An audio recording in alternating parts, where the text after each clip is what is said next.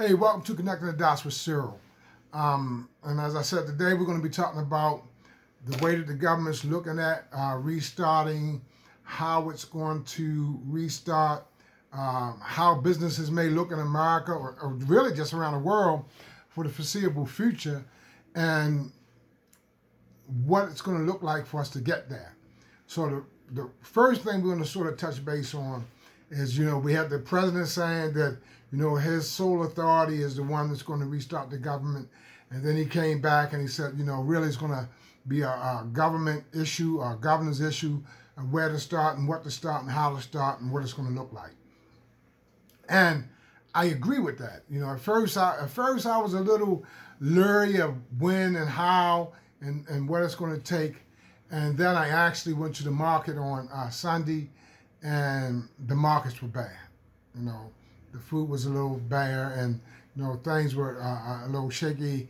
And I began to wonder. I said, well, we got to get to this faster. Well, sooner rather than later, if you really want to think about it. And so, in my mind, I started trying to play what it would look like and how it would work.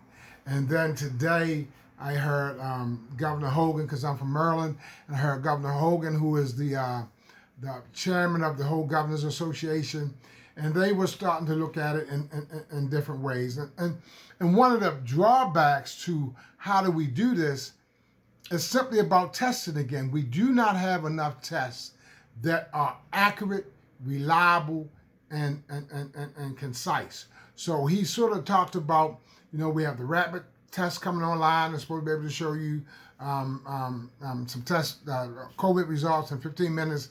They got this new saliva test, may not work.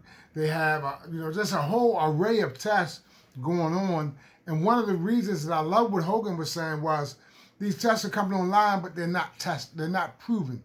They haven't went through the rigorous Federal Drug Administration's testing to make sure that they're going to work. And him and the other governors are more afraid of reopening too soon with bad tests. So they were talking about we need to do some preparation for this, which makes sense, which is build up more hospital beds in each city, right? In case, something happens during the startup.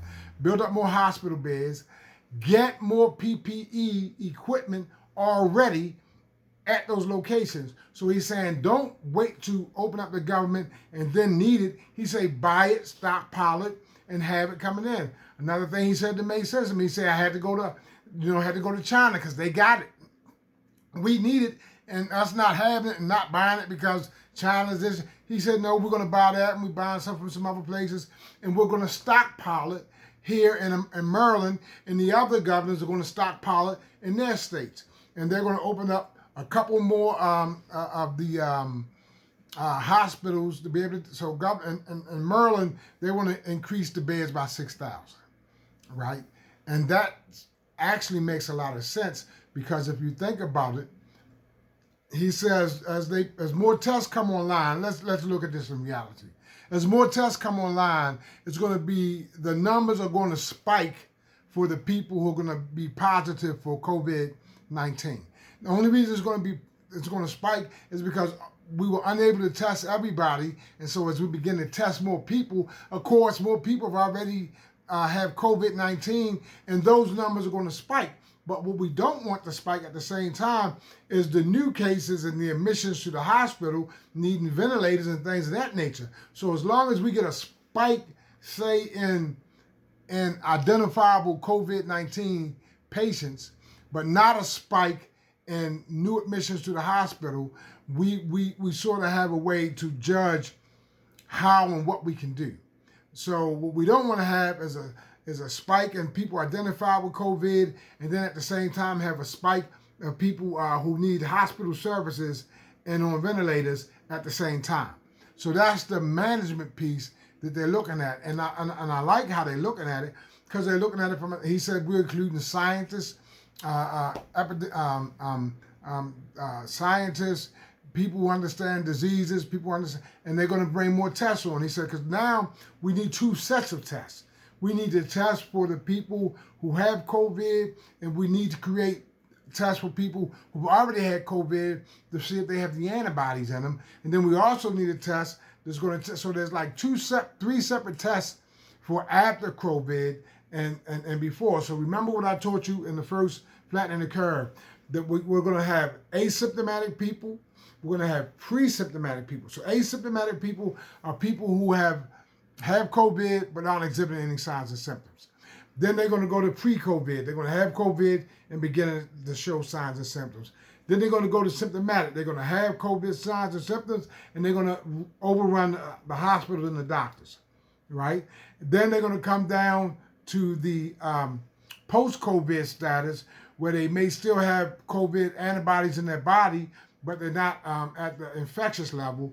And then hopefully we'll go down to non-COVID status, which we're not sure yet if we're going to make it there. So that's a difference. So the other thing that they were talking about is, what will America or the world look like business-wise after COVID-19? Because remember, we don't have a vaccine, we don't have anything, so we're just trying to get to, now this thing that the president said that the CDC is going to issue a certificate of immunity to COVID-19. I'm not even going to talk about that because that makes no sense, because we don't even have enough science yet to say that someone's going to be immune to passing, getting, or contracting COVID based on some numbers that's just going to be coming up for 2-3 months. So what 2 or 3 months can give us, if we do the testing right, will give us a good window of who's asymptomatic, who's pre-symptomatic, who's symptomatic, who's post-symptomatic, and who's maybe on the way to non-symptomatic. Those tests will be able to give us that, and that's how we'll be able to reopen the government, not just the government, but reopen businesses in America. But here's the difference. Businesses in America won't look the same. There'll no longer be these huge restaurants where you'll seat 50, 60 people in close proximity, right? Probably eating in a restaurant is going to look a lot like a person with a mask on and gloves asking you what type of food you want and how do you want to cook. That's going to be a whole different look than what we're used to in America, of people just walking up to us without a mask. The other part that's going to sort of change is, will we as Americans be real, able to accept food being cooked in the kitchen that you can't see and believe that those people are COVID-free? And we have another problem in the food chain, which is like what happened in Smithfield, where 600 of their workers came down with COVID and they had to shut the plant down. Because the other thing we can't have is COVID-infected fruits, vegetables, and meats going into the supermarkets and then getting everybody sick. So there's a lot of challenges to this, but I like what the governors and them were looking at. And I like that he also said we're going to take some of the guidelines from the federal government, but we're going to make their guidelines meet our guidelines so that we're better able and better prepared to reopen the government in a way that's normal. The problem is we have to look at how will Americans view life, or view buying, or view shopping, or view anything in a post-COVID world, a post-COVID-19 world, where masks may become a part of the normal dress for a while for Americans. Gloves may become a part of, because until we can get a handle on COVID-19, that the social distancing is still going to be a part of COVID-19. So they were talking about the actual policy, what will the restaurant look like?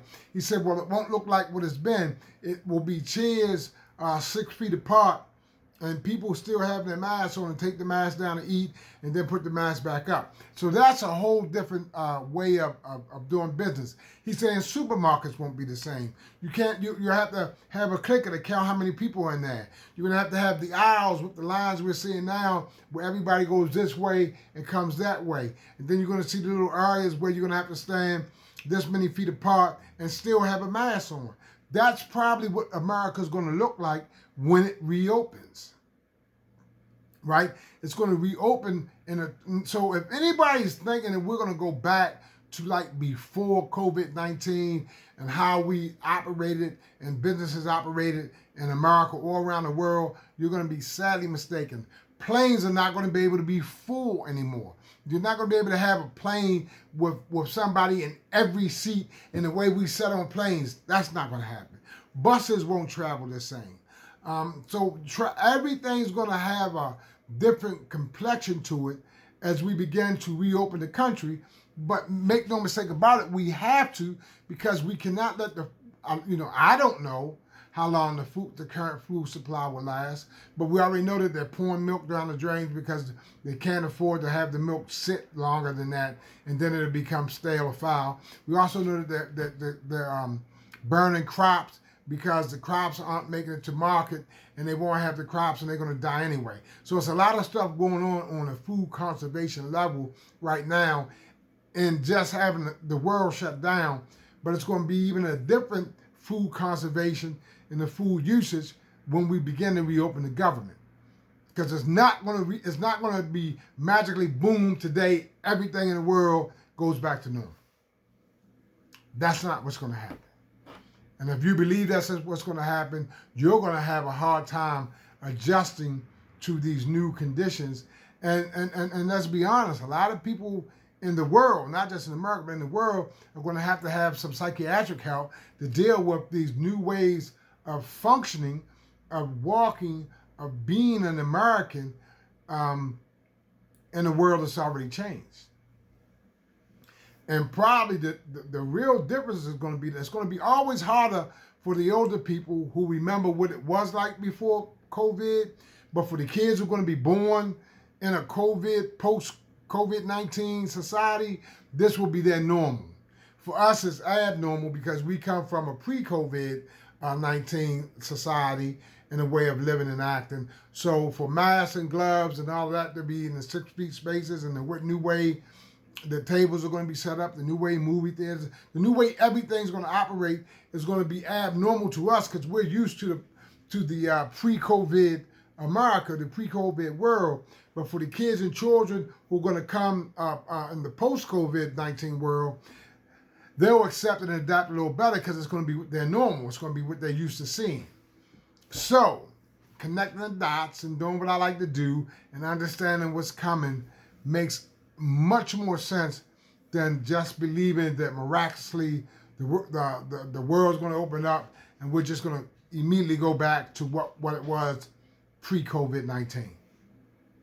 And that's not going to happen, and it's going to happen sporadically. It's going to happen little at a time, and it's going to happen with major adjustments for everyone in the world of how we're going to have to live in a post-COVID-19 society. And so that's what we need to be looking at. How are we going to live and adjust in a post-COVID-19 society? And I'm telling you, I believe that we can. I believe it's going to be hard. I believe it's going to be a little difficult at first, but I believe that mankind has the ability to adapt to traumatic situations and then to put them, once we begin to deal with them and to do the psychiatric work and all the other stuff that's going to have to come to make this world acceptable again, we'll be able to go on. So, every movie we've ever seen, every movie we've ever laughed at, every movie about the end of the world or how the end of the world is going to look and all that, well, guess what? The end of the world, as we knew it, has come. It's here. We're going to live with it. They said 2 million people worldwide are infected. I did the podcast the other day, what does recovery look like? No one knows yet, so that's a new thing that's coming. And so we're going to have to figure out together, what not just America looks like in a post-COVID-19 society, but what the world will look like in a post-19 COVID society. But I think we can do it. And I think we have to do it because it's the only thing we have. And one of the greatest gifts of anything is if you cannot adapt, then you die. And Darwin says that only the strongest will survive. So those who can't adapt to the new way of life will struggle wishing for what was gone, and then they'll perish and not get to fulfill whatever the new destiny is. Hey, connecting the dots with Cyril. See you tomorrow. Hey, hold on. Got a guest coming with me. I'm going to plug in with my main man, Carlos Hardy, and we're going to talk about the methadone issues of what's going on for treatment with methadone in America and around the world, and what it's going to look like. So look, check it out. Me and Carlos. Hey, I got a guest coming on tomorrow, and we're going to delve into that, and you're going to love it because Carlos is my man.